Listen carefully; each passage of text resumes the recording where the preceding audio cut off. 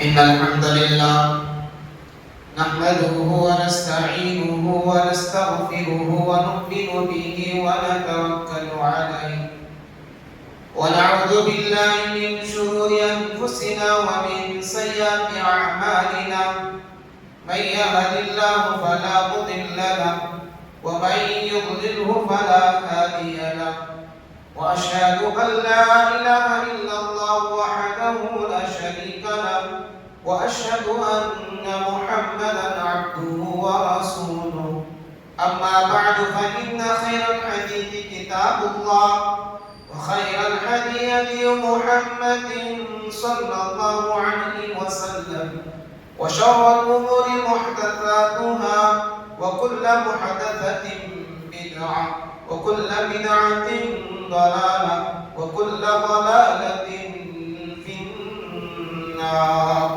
أعوذ بالله السميع العليم من الشيطان الرجيم. بسم الله الرحمن الرحيم. يا أيها الذين آمنوا اتقوا الله حق تقاته ولا تموتن إلا وأنتم مسلمون. يا أيها الناس اتقوا ربكم الذي خلقكم من نفس واحدة وخلق منها زوجها وبث منهما رجالا كثيرا ونساء واتقوا الله الذي تساءلون به والأرحام إن الله كان عليكم رقيبا. يا أيها الذين آمنوا اتقوا الله وقولوا قولا سديدا يصلح لكم أعمالكم ويغفر لكم ذنوبكم ومن يطع الله ورسوله فقد فاز فوزا عظيما.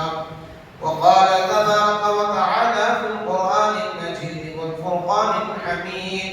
بسم الله الرحمن الرحيم. اقرأ باسم ربك الذي خلق خلق الإنسان من علق اقرأ وربك الأكرم الذي علم بالقلم علم الإنسان ما لم يعلم.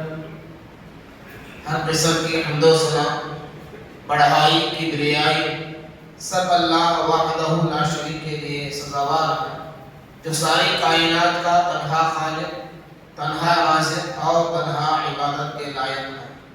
درود و سلام کی بے شمار رحمتیں اس کی برکتیں نازل ہو تمام انبیاء کرام پر بالخصوص آخری نبی احمد مجتبی محمد مصطفیٰ صلی اللہ علیہ وسلم پر.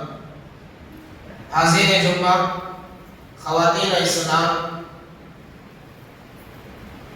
میں نے آپ کے سامنے سورہ علق کی 5 ابتدائی آیتوں کی تلاوت فرمائی. ہم مسلمان اچھی طرح جانتے ہیں جب ہمارے نبی محمد صلی اللہ علیہ وسلم کو نبوت اللہ رب العالمین نے عطا کیا، جب آپ نبی بنائے گئے، اس وقت قرآن مجید کی جو سب سے پہلے آیتیں جو نازل ہوئی وہی کی شکل میں یہی ابتدائی 5 آیتیں جو ہمارے نبی محمد صلی اللہ علیہ وسلم پر نازل ہوئی.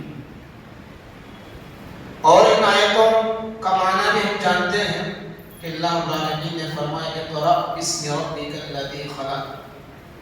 اے نبی آپ پڑھیے اپنے رب کے نام سے جس نے آپ کو پیدا کیا.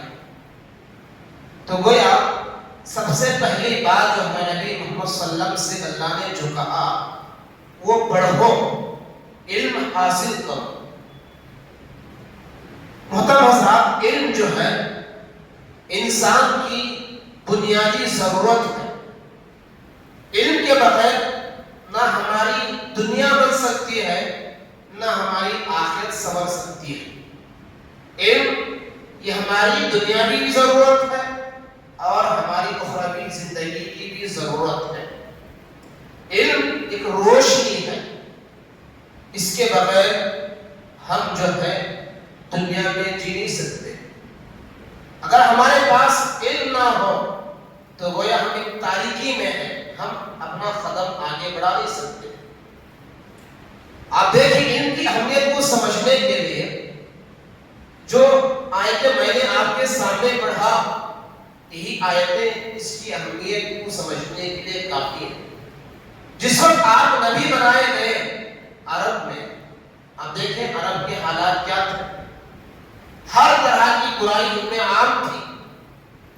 اس موقع پر اللہ رب العالمین نے علم کا حکم دیا، تعلیم کا حکم دیا، اور ان آیتوں میں آپ دیکھیں کسی آیت میں اسلام کے ارکان جیسے عقیدہ، توحید، نماز، روزہ، حج اور زکات کے بارے میں اللہ رب العالمین نے کچھ نہیں بتایا۔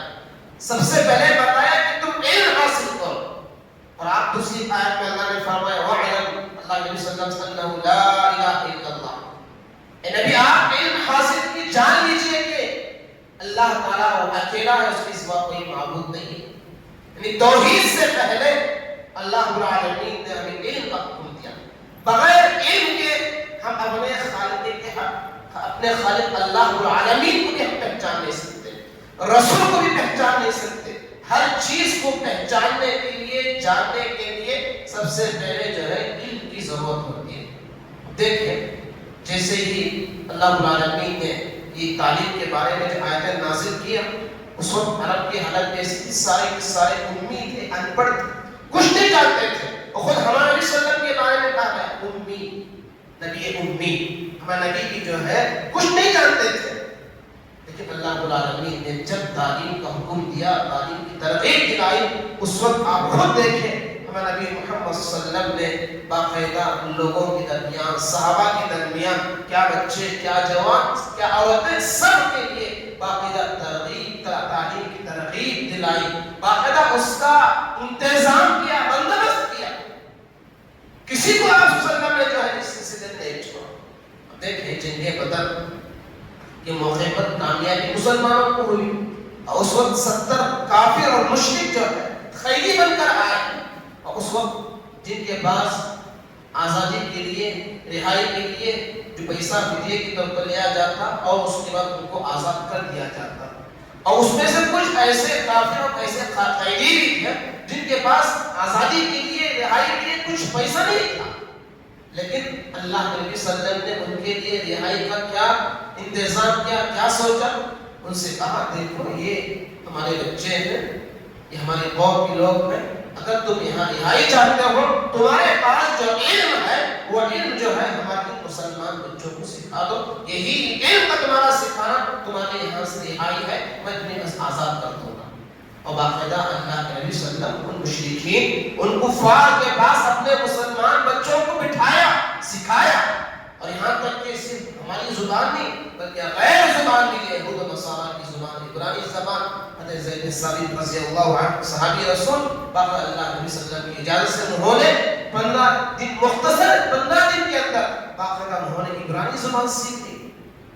تو گویا باقاعدہ اللہ کے نبی صلی اللہ علیہ وسلم نے علم کی ترغیب، جیسے اللہ نے سب سے پہلے جو علم کا حکم دیا، اللہ نبی صلی اللہ علیہ وسلم نے سب سے پہلا کام بھی یہی کیا کہ معاشرے کے اندر جو ہے جو جہالت عام ہے، جو لوگ کچھ پڑھنا لکھنا نہیں جانتے ہیں، باقاعدہ ان کو سکھانے کا انتظام کیا۔ یہاں تک اب غور کیجئے، شاگرد مسلمان ہیں، اساتذہ کفار و مشرکین ہیں، یعنی جن کے پاس بھی علم نافع ہے، جسے ہمیں دنیا اور آخرت کی ضرورت ہے، چاہے وہ سامنے والا ایسا بھی کیوں نہ ہو، لیکن باقاعدہ اس کے پاس وہ چیز ہے، نفع بخش علم اس کے پاس ہے، تو باقاعدہ ہم آپ ان سے سیکھیں، اس میں کوئی حرج نہیں ہے۔ جیسے خود اللہ نبی صلی اللہ علیہ وسلم کی تاریخی واقعہ سے بھی سبق ملتا ہے، اور آپ دیکھیں علم کی اہمیت کو بتانے کے لیے میرے نبی صلی اللہ علیہ وسلم نے وہ بھی بتایا 3 قسم کے لوگ ایسے ہیں جنہیں عمل پر دگنا اجر ملتا ہے۔ جیسا آپ نے سنا، جسے قرآن مجید پڑھنے یا کرنے کے باوجود وہ اٹک کر پڑھتا ہے، شوق کے ساتھ پڑھتا ہے، اس دگنا ثواب ہے۔ اور اسی طرح اسی حدیث کے اندر یہ بھی بتایا گیا ایک آقا ہے جس کے پاس کوئی لونڈی ہے، کوئی غلام ہے، وہ ان کو اچھی تعلیم دیتا ہے، ان کی اچھی تربیت کرتا ہے، ادب سکھاتا ہے۔ اگر وہ لونڈی ہے، ادب اور تعلیم دینے کے بعد اس کو آزاد کر کے اس سے شادی کر لیتا ہے، اس کے لیے دگنا اجر ہے۔ تو گویا ایک آپ کے گھر میں اگر لونڈی بھی ہے یا غلام بھی ہے اسے بھی بغیر علم کے نہیں رہنا چاہیے. لونڈی اور غلام بھی کیوں نہ ہو باقاعدہ اس کو بھی جو ہے علم سے آراستہ کرے. اسی طرح ایک واقعہ یہ آتا ہے عمر بن خطاب کے بارے میں صحیح مسلم کی روایت ہے. جب حضرت عمر بن خطاب رضی اللہ عنہ مسلمانوں کے دوسرے خلیفہ اور انہوں نے مکہ کا ایک عاشق صحابی رسول نافع بن حارث بن امیر گورنر متعین کیا اور پھر ان کو کسی میٹنگ میں طلب کیا آپسی مشورے کے لیے. جب وہ مکہ سے اصفہان نامی جگہ پر آئے جہاں میں آپس مشورہ تھا تو نافع بن حارث جہاں جب حضرت عمر بن خطاب کی مجلس میں شریک ہوئے تو آنے کے بعد حضرت عمر بن خطاب نے ان سے پوچھا اے نافع تم یہاں مکے کے گورنر اور امیر ہو اب تمہاری جگہ پر تم نے کسے جانشین بنا کر آئے کسے اپنی ذمہ داری کس کے حوالے کی ہو. تو انہوں نے کہا اے آقا میں نے اپنے غلام کو باقاعدہ اس ذمہ داری سن کر آیا. جسے یہ غلام کا لفظ سننا تھا تو عمر پریشان ہو جاتے ہیں چہرے پر کچھ اثرات نظر آتے ہیں پھر پوچھتے ہیں کس بنیاد پر تم نے اپنے غلام کو یہ ذمہ داری سونپی. جب حضرت عمر بن خطاب کے چہرے پر نافع پڑھ لیتے ہیں تو ہم سے کہتے ہیں اے عمر بن خطاب اے آقا دیکھیے میرا جو غلام ہے وہ قرآن مجید کو اچھی طرح جانتا ہے وہ قرآن مجید کا وہ قاری ہے اور پھر وہ فرائض کا علم اچھی طرح جانتا ہے جو علم میراث ہے جو جائیداد تقسیم کا جو علم ہوتا ہے خاص ایک علم ہے وہ ہر ایک کو علم حاصل نہیں ہوتا ہے لیکن اس میں بڑے ماہر ہیں. اس لیے میں نے جو ہے ان کو اس غلام کو میں نے اپنی جگہ پر امیر متعین کر کے آیا. اس وقت عمر بن خطاب جو ہے خوش ہوتے ہیں اور کہتے ہیں کہ دیکھو اللہ نبی صلی اللہ علیہ وسلم نے سچ فرمایا تھا ان اللہ یرفع بهذا الكتاب اقواما ويضع به آخرین. قرآن مجید ایسی کتاب ہے کہ اس کا علم ایسا علم ہے جس کے ذریعے سے اللہ تعالیٰ لوگوں کو بلندی عطا کرتا ہے عزت اور مقام عطا کرتا ہے اور اس کے ذریعے سے بھی جو اس سے ناواقف ہوتا ہے جو اس میں لاپرواہی کرتا ہے جو اس سے دور رہتا ہے اللہ ایسے لوگوں کو ذلیل و خوار کر دیتا ہے. یقیناً یہ علم دین کا علم جو قرآن کا علم جو ہے یقیناً غلام کو بھی اونچا مقام عطا کرتا ہے. دوستو اس لیے علم جس کے پاس ہوتا ہے اللہ تعالیٰ اسے دنیا و آخرت میں ایک مقام ایک مرتبہ ایک عزت عطا کرتا ہے بڑے بڑے عہدوں کو اسے پہنچا دیتا ہے. اب دیکھیں حضرت یوسف علیہ السلام کے واقعے کو خود نہیں جانتا ہر ایک اچھی طرح جانتا. بچپن میں ان کے بھائیوں نے ان کے ساتھ کیا معاملہ کیا ایک ہے کنویں میں جا کر ڈال دیا پورا لمبا واقعہ اکثر مسلمانوں کے ذہن میں. لیکن پھر اس کے بعد جب یہ مصر کے بازار پر گئے باقاعدہ ان کو خریدا گیا مصر میں پھر جو ہے اپنی بیوی زلیخا کی یہاں ان کے لیے چھوڑ دیا تربیت کے لیے ان کی بڑھوتری کے لیے. پھر اس کے بعد جو واقعہ ہوا لیکن اس کے بعد پھر جو ہے زلیخا جو ان پر فرقہ ہو گئی تو اس کے بعد جب یہ جیل پہنچے قید خانہ جب پہنچے اور کچھ دنوں کے بعد جو ہے جو دو قیدیوں کے سامنے انہوں نے جو خواب کی تعبیر بیان فرمائی حقیقت میں ایک بادشاہ کا خواب تھا اور انہوں نے جو اس کی صحیح تعبیر بتا دی جو 7 دبلی گائے 7 موٹی جو گائیں آپس میں جو کھا رہی تھی ان قحط سالی کی طرف اشارہ تھا تو اس کے لیے کیا انتظامات کرنا ہے اس کے لیے کیا طریقہ کار ہے وہ ساری چیزیں جب بادشاہ کے سامنے رکھی گئی پیش کی گئی تو باقاعدہ یوسف علیہ السلام کو بڑے شان و شوکت کے ساتھ ایک مجرم کے حیثیت سے بلکہ عالیشان مقام مرتبے کے ساتھ ان کو باقاعدہ جیل سے آزاد کیا گیا. اور پھر ان کے اس خواب کی تعبیر کا جو علم اللہ نے جنہیں عطا کیا تھا اس علم کی بنیاد پر کیا اللہ نے ان کو مقام دیا کہ وہ ایک تو مصر کے بادشاہ بن گئے اور مصر کے وزیر خزانہ بن گئے. دوستو تو علم جس کے پاس بھی ہوتا ہے چاہے وہ دین کا علم ہو دنیاوی علم ہو تو اللہ رب العالمین علم کی بنیاد پر ہر ایک مقام ایک رتبہ عطا کرتا ہے. اور آپ دیکھیں حضرت آدم علیہ السلام خود اللہ رب العالمین نے ان کو جو علم دیا تھا کچھ چیزوں کا جو علم جو ان کے نام اللہ رب العالمین نے سکھایا تھا جس کی بنیاد پر نورانی مخلوق فرشتوں کو اللہ رب العالمین نے حکم دیا کہ تم آدم علیہ السلام کے لیے سجدہ کرو. تو ابلیس بھی موجود تھا لیکن اس میں تکبر اور غرور کی بنیاد پر وہ حضرت نہیں کیا اور کہا میں اس سے تو بلند ہوں, یہ مٹی سے بنائے گئے, میں آگ سے پیدا کیا گیا ہوں, میرا مقام اور زیادہ ہے. لیکن نہیں, علم آدم صلی اللہ علیہ وسلم کے پاس تھا, اس بنیاد پر جس نورانی مخلوق فرشتوں کو بھی حضرت آدم کے سامنے جو ہے سجدہ کرنا پڑا. یہ مقام کیوں ملا؟ صرف علم کی بنیاد پر. تو بہرحال علم بھی انسان کی ضرورت ہے, اس میں جو ہے انسان کو پیچھے نہیں ہونا چاہیے. اور سب سے پہلے ہماری جو یہ امت ہے, ہمارے نبی محمد صلی اللہ علیہ وسلم کی, جو ہم مسلمان ہیں, ہماری پہچان ہی علم ہے. اب دیکھیں اللہ کے نبی صلی اللہ علیہ وسلم کو سب سے پہلے اللہ رب العالمین نے جس چیز کا حکم دیا وہ علم کے بارے میں تھا. لیکن آج افسوس ہے کہ الحمدللہ جب یہ علم کی بیداری علیہ وسلم سے پیدا ہوئی, کئی سال جو ہے باقاعدہ مسلمانوں نے امت لوگوں تک باقاعدہ اسلام پیدا پہنچایا. لیکن اس کے بعد جو دھیرے دھیرے ہمارے درمیان جو علم سے جو دوری اختیار ہوئی, اس کے بعد جو ہے مسلمان قوم اس کے بعد سے جو ہے وہ ذلیل خوار ہونے لگے. دوستو آج ہمیں ان کے میدان میں آگے بڑھنے کی سخت ضرورت ہے. اس میں کسی بھی طرح سے ہم پیچھے نہیں ہٹنا چاہیے. دیکھیں اس وقت بھی ہمارے درمیان بھی کتنے لوگ ایسے ہیں اپنے علم کی بنیاد پر جو ہے وہ اپنی اپنی جگہ پہ ایک اونچا مقام رکھتے ہیں, ان کی بڑی عزت ہوتی ہے, ان کی دنیا بھی بنتی ہے. اور اگر وہ علم جو ہے وہ اللہ کے نام کے ساتھ اگر شروع کرتے ہیں, وہ باقاعدہ وہ اللہ کے ڈر سے وہ علم حاصل کرتے ہیں, اللہ تعالیٰ ان کی دنیا اور آخرت دونوں بناتا ہے. اس لیے مجھے آپ کو چاہیے کہ باقاعدہ یہ ایام اب جو شروع ہونے والے ہیں, یہ مئی کے آخری ایام پھر جون کے باقاعدہ ہر جگہ پر اسکول اور مدارس تقریباً کھل گئے, لیکن اسکول اور کالج باقاعدہ یہ تعلیم آغاز ایام ہے. تو ایسے موقع پر جو ہے ماں باپ کو چاہیے اپنے بچوں کو باقاعدہ تعلیم و تربیت کے سلسلے میں فکر مند ہونا چاہیے. ہر لحاظ سے باقاعدہ اپنے بچوں کو آپ تعلیم دیں. تعلیم کے سلسلے میں ذرا برابر ہم لاپرواہی نہ کرتے, غافل نہ ہو, بلکہ اس کے لیے قربانیاں بھی مطلوب ہیں. ہمیں ہر طرح کی قربانیاں دینا پڑتا, ماں باپ کو بھی, بچوں کو بھی, جوانوں کو, سب کو بھی. بغیر قربانی کے, بغیر محنت کے علم کبھی حاصل نہیں ہوتا. ہر ایک ماں باپ کو اپنے خواہشات کی قربانی دینا, علم سیکھنے والے بچوں اور بچیوں کو بھی, نوجوانوں کو بھی جو ہے اپنے ہر طرح کے عیش آرام, اپنے ہر طرح کی خواہشات قربان کرنا پڑتا.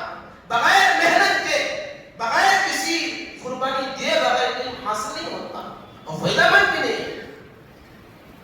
دوستو اس لیے ہم چاہیے کہ باقاعدہ ہم اس لیے قربانی دیں.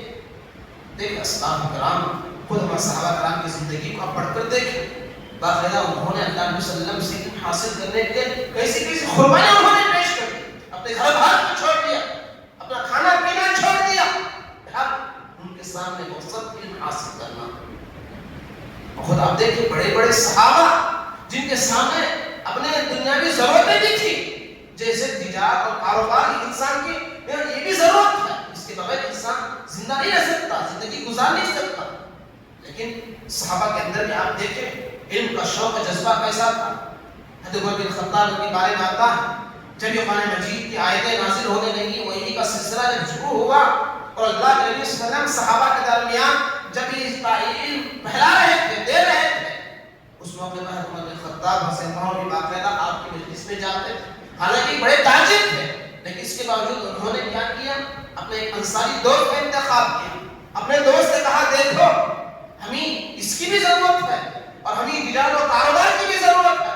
انہوں نے آپس میں مشورہ کر کے باری بنا لی, دیکھو ایک دن میں اللہ علیہ وسلم کی خدمت میں جا کر علم حاصل کرو اور اس دن تم جو ہے تجارت و کاروبار میں نکلنا, پھر دوسرے دن جو ہے تم آپ صلی اللہ علیہ وسلم کی مجلس میں آنا, اور پھر میں جو تجارت و کاروبار کے لیے جاؤں گا اور جو کچھ تم آپ علیہ وسلم سے سیکھے وہ مجھے آ کر بتاؤ, اور میں جو کچھ سیکھا وہ آپ کو بھی بتاؤں گا. بہرحال علم سیکھنے کا شوق و جذبہ دیکھیے, تجارت و کاروبار میں انہوں نے قربانی دی, لیکن علم سے پیچھے نہیں ہٹا.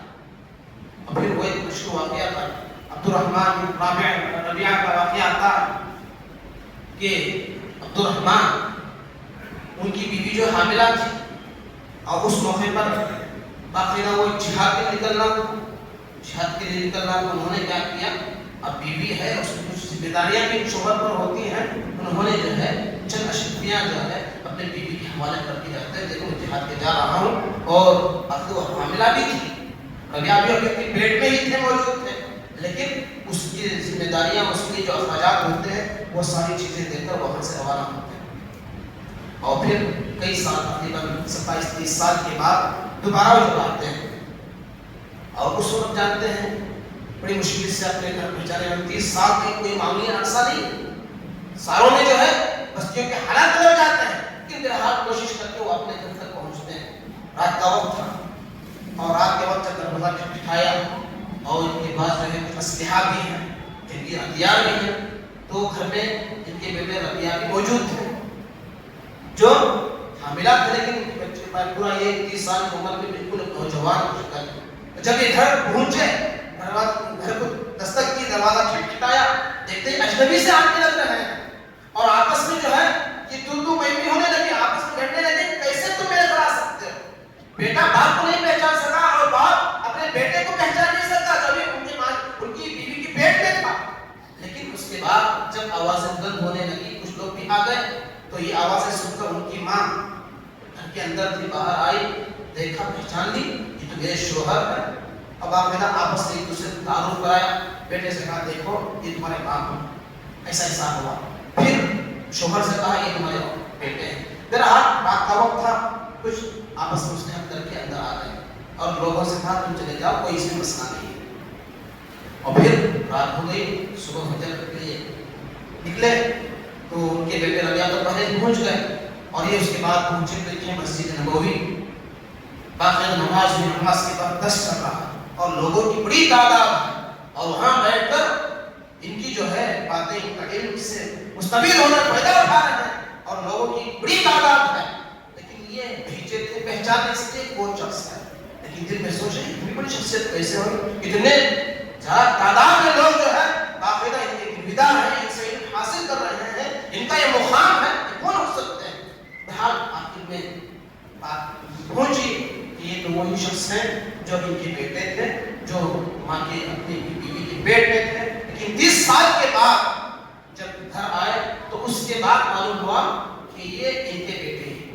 اور اس کے بعد بیوی سے حساب و کتاب تو پوچھا کہ میں نے تمہیں اتنے اشرفیاں دی تھی تو اس کا تم نے کیا کیا؟ لیکن اس کے بعد انہوں نے جب پتہ چلتا ہے یہ نوجوان یہ ہے جو ایک عالم ہے اور لوگوں کو فائدہ پہنچا رہا ہے، اور پھر اتنی تعداد میں لوگ جو ہے ان کے دلدار ہیں، تو ہم اس وقت بھی پوچھتے ہیں آپ بتائیے آپ نے جو مجھے اشرفیاں دی تھی تمہیں وہ چاہیے یا یہ تمہارا یہ عالم نوجوان چاہیے؟ تو سب انہوں نے کہا شکر ادا کیا اللہ کا، اپنی بیوی کا بھی، کہ تم نے میری خدمت کو ضائع نہیں کی، میری محنت اور میرے پیسوں کو تم نے ضائع نہیں کیا۔ تو معلوم یہ ہوا دیکھو وہ ماں جو اپنے بچے کی کیسی تربیت کی ہوگی 25-30 سال کے اندر، تو معلوم یہ جتنے قربانیاں انہیں ماں نے اپنے بچے کے لیے کی ہوگی، اور یہ ایک پائی ضائع کے بغیر باقاعدہ اپنے بچے پر صبر کیا۔ تو مطلب یہ ہے کہ بعض دفعہ ایک ماں ہو، ایک باپ اپنے بچوں کی تعلیم کے لیے اپنی بے شمار قربانیاں دینا پڑتا ہے۔ اور آج تعلیم کو جانتے ہیں کتنی مہنگی ہے، کسی دور میں اتنی تعلیم جو آج جو مہنگی ہے کہ بھی کسی دور میں جو ہے ایسی تعلیم اتنی مہنگی نہیں تھی۔ آج ضرورت ہے جیسا میں نے کہا کہ وہ اسلاف کی مائیں تو باقاعدہ اپنی ہر چیز کی قربانی دے کر باقاعدہ اپنے بچوں کو آگے بڑھاتے تھے، تعلیم دلاتے تھے۔ آج بھی ضرورت ہے کہ مائیں اپنے جو ہے جائز خواہشات کی طرف کرتے اپنے بیوی بچوں، اپنے بچوں کی تعلیم کے لیے، اگر ضرورت پڑے اپنی جائیداد بیچ دے، اپنے زیورات جو ہے بیچ دے، لیکن اپنے بچوں کو تعلیم دے۔ ایک ہو سکتا ہے ایک دو وقت آپ کھانا نہ کھائیں، لیکن وہ خرچ اپنے بچوں پر لگائیں۔ اگر یہ قربانیوں کے ساتھ ہم تعلیم دیتے ہیں، یقیناً بچے کچھ بنتے ہیں۔ اور بچوں کو بھی چاہیے، نوجوانوں کو بھی چاہیے کہ باقاعدہ وہ اپنے ماں باپ کو بھی خیال رکھیں، کتنی محنت کے ساتھ وہ ہماری فیس بنتے ہیں، کتنی محنت کے ساتھ وہ پیسہ کما کر ہم پر خرچ کرتے ہیں، باقاعدہ وہ اپنے ماں باپ کی قربانیوں کو بھی یاد رکھیں۔ آج افسوس ہے کتنے نوجوان ایسے ہیں، کتنے بچے ایسے ہیں جو اپنے ماں کا پیسہ، اپنے ماں باپ پر کا پیسہ ضائع کرتے ہیں۔ اسکول تو جاتے ہیں لیکن وہاں پڑھی پر شوق نہیں، محنت کے ساتھ نہیں پڑھتے ہیں۔ آپ کالج تو جاتے ہیں لیکن وہاں تعلیم پر آپ کا شوق نہیں، تعلیم پر آپ کی نگاہ نہیں، دوستوں کے ساتھ اٹھے بیٹھے وہ اپنے پاس کے پھر شام کا آ گئے، نہیں ماں باپ کا جو خون پسینہ آپ پر برسایا جا رہا ہے باقاعدہ اس کی آپ قدر کریں. آپ کو بھی محنت کرنا چاہیے. لیکن آج افسوس کتنے نوجوان دیکھیں آج کے نوجوان بھی اور ہماری کتنی بہنیں بھی ایسی ہیں جو باقاعدہ آج کالج تو جاتی ہیں لیکن صرف آزادانہ طور پر وہ نہیں رہتی کہ میں گھر میں خیر کروں, صرف اس نیت سے بھی اس ارادے سے بھی بہت سی بہنیں آج اس کو کالج جا رہا ہے. تو اس پر بھی ماں باپ کو توجہ دینا چاہیے.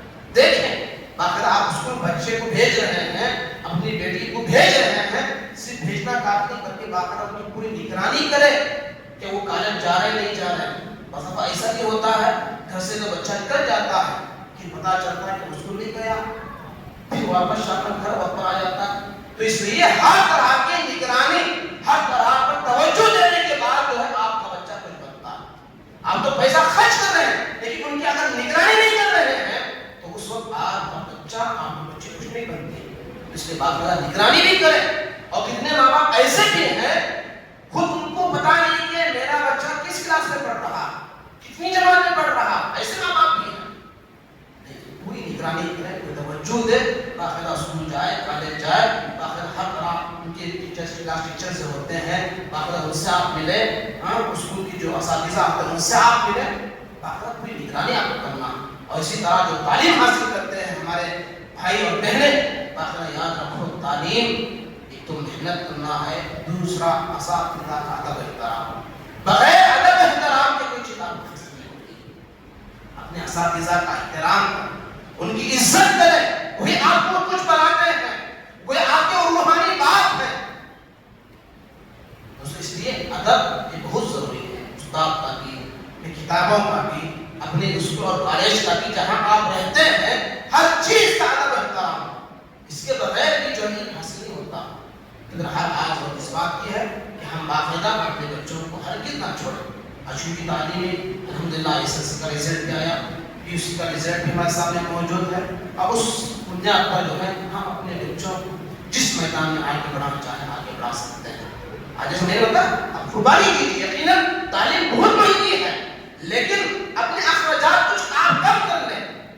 یہ چیز ہم دیکھتے ہیں آج ہمیں ایک وقت جو ہے آج ہمارے کھانے پینے کا جو ماحول ہمارے گاؤں کے اندر ہے, یقیناً اگر ہم اس پر کنٹرول کر لیں, اگر اس پر ہمارا دھیان ہو, باقاعدہ اس سے جو ہے ہم اپنے بچوں کو باقاعدہ اچھی سے اچھی تعلیم دے سکتے ہیں. تو ہمارے جو روزانہ اخراجات جو ہیں باقاعدہ اس کو کم کریں, چاہے وہ کھانے پینے کی چیزیں ہوں, اوڑھنے پہننے کی چیزیں کیوں نہ ہوں, باقاعدہ اس پر بھی جو ہے ہمیں نگاہ ہونا چاہیے. اور اسی طرح سے دوستوں ماں باپ اور ہم ذمہ دار بھی بستی کے, مسجد کے, دیگر جو بھی جہاں جہاں بھی کوئی ذمہ دار ہے باقاعدہ ان کو بھی اس پر توجہ دینے کی ضرورت. آج کتنے آپ بچے دیکھیں, اگر کوئی بچہ اچھا پڑھتا ہے لیکن گھر کا جو ماحول ہے وہ بالکل غریب ہے, ان کے پاس پیسوں کی کمی ہے جسے وہ اچھے اسکول میں بچوں کو پڑھا نہیں سکتے اور آگے کی تعلیم جاری نہیں رکھ سکتے. اس وجہ سے بھی ہمارے بہت سے خون کے بچے جو ہے وہ بالکل اس کو چھوڑ اور اس کو کالج چھوڑ دیتے ہیں. یہ ہماری ذمہ داری ہے. یقین ماں باپ جتنے بھی ماں باپ ہیں الحمدللہ پوری محنت کرتے ہیں. اچھا آپ کو جانتے ہیں تعلیم کتنی مہنگی ہے, ماں باپ بھائی بہن سب کمانے کے باوجود بھی آج آپ تعلیم کو جو خرید نہیں سکتے, اتنی مہنگی ہے. ایسے موقع پر جو ہے ہم ذمہ داروں کو جماعت جمعیت کے, مسجد کے, بیت المال کے جو بھی ہے پھر ہر جیسے جیسے ہم مدد اور تعاون کر سکتے ہیں ان پڑھنے والوں کے حق میں باقاعدہ ہم ان کا ساتھ دیں, ان کی ہم مدد کریں, ان کا تعاون کریں. اور پھر کتنے ایسے ہمارے نوجوان بھی ہیں جو صرف ایس ایل سی پڑھے یا سیکنڈری پی پڑھے اس کے بعد چھوڑ دیتے. نہیں, اتنا ہی آج کے دور میں یہ ایس ایل سی یا پی یو سی کچھ کام نہیں, اور بھی زیادہ آپ کو پڑھنا ہے.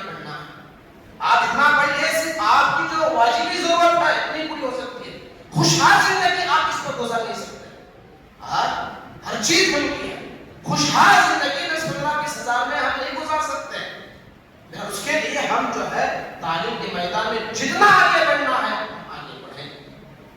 آپ اس سلسلے میں بات کا دفعہ مایوس بھی ہو جاتے ہیں. آپ نے پڑھ لیا کہتے ہیں کہ کچھ معنی ڈھوکے نہیں, اس کے لیے محنت بھی کرنا پڑتا ہے, تلاش بھی کرنا پڑتا ہے. تو میرا حال بتانا یہ ہے کہ ہم اپنے بچوں پر نگاہ رکھیں اور اس کے لیے جو ہے ہر طرح کی دیکھ بھال اپنے گھر کے اندر بھی, اسکولوں کے اندر بھی دیکھیں. اور افسوس یہ بھی ہوتا ہے, دیکھیں ہمارے بچے کیسے پڑھ سکتے ہیں, کتنے آج اسکول کالج میں پڑھنے والے کے اندر کیسے کیسے شوق ہے، کتا پالنے کا شوق، بلیاں پالنے کا شوق، کبوتر پالنے، آج کتنے بچے آپ دیکھیں اگر ایسا شوق ان کے اندر ہے اور ایسے بچے آپ کیسے پڑھ سکتے ہیں؟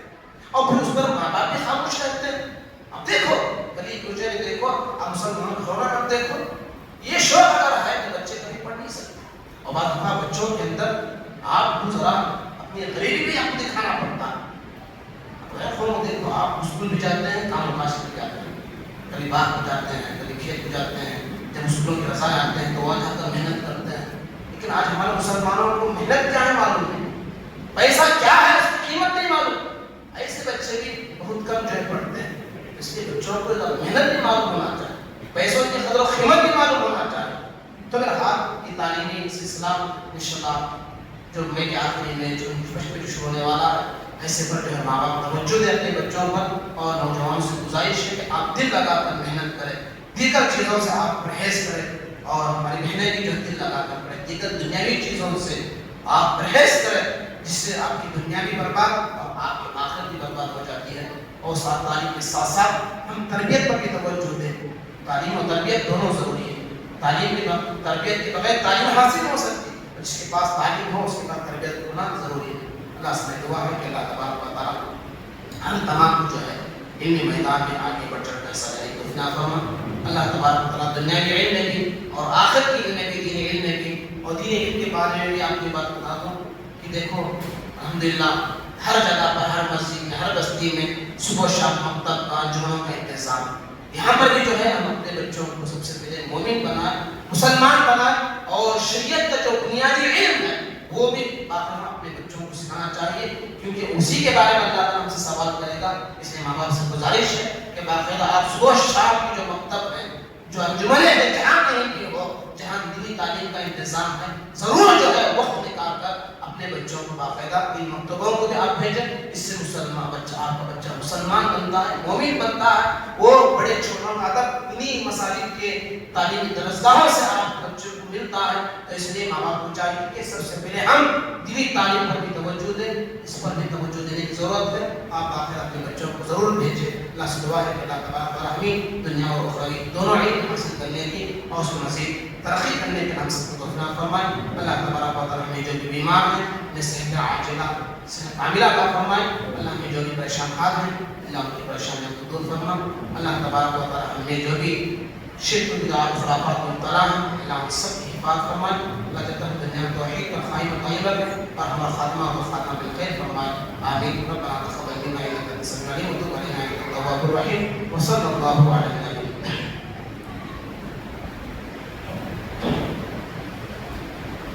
إن الحمد لله نحمده ونستعينه ونستغفره ونؤمن به ونتوكل عليه ونعوذ بالله من شرور أنفسنا ومن سيئات أعمالنا. من يهد الله فلا مضل له ومن يضلل فلا هادي له. وأشهد أن لا إله إلا الله وحده لا شريك له وأشهد أن محمدا عبده ورسوله. أما بعد فإن خير الحديث كتاب الله وخير الهدي محمد صلى الله عليه وسلم وشر الأمور محدثاتها وكل محدثة بدعة وكل بدعة ضلالة وكل ضلالة في النار. أعوذ بالله السميع العليم من الشيطان الرجيم. بسم الله الرحمن الرحيم. إن الله وملائكته يصلون على النبي يا أيها الذين آمنوا صلوا عليه وسلموا تسليما. اللهم صل على محمد وعلى آل محمد كما صليت على إبراهيم وعلى آل إبراهيم إنك حميد مجيد. اللهم بارك على محمد وعلى آل محمد كما باركت على إبراهيم وعلى آل إبراهيم إنك حميد مجيد. اللهم انصر مصادر محمد صلى الله عليه وسلم واجعلنا منهم آمين. واخذل من خذل محمد صلى الله عليه وسلم ولا تجعلنا منهم آمين. عباد الله رحمني يرحمكم الله.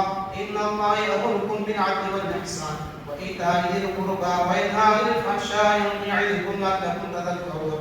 اذكروا الله يذكركم واذكروا يستجب لكم. ولذكر الله تعالى وآله